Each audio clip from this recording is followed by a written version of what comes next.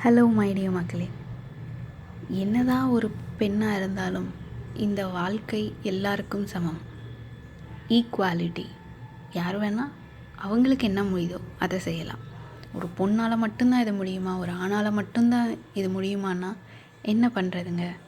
கடவுள் அப்படி ஒரு டிசைன் பண்ணிட்டார். சில விஷயங்கள் ஆண்கள் கை வச்சாதான் முழுமையடையும், சில விஷயங்கள் பெண்களால் மட்டும்தான் சரி செய்ய முடியும்.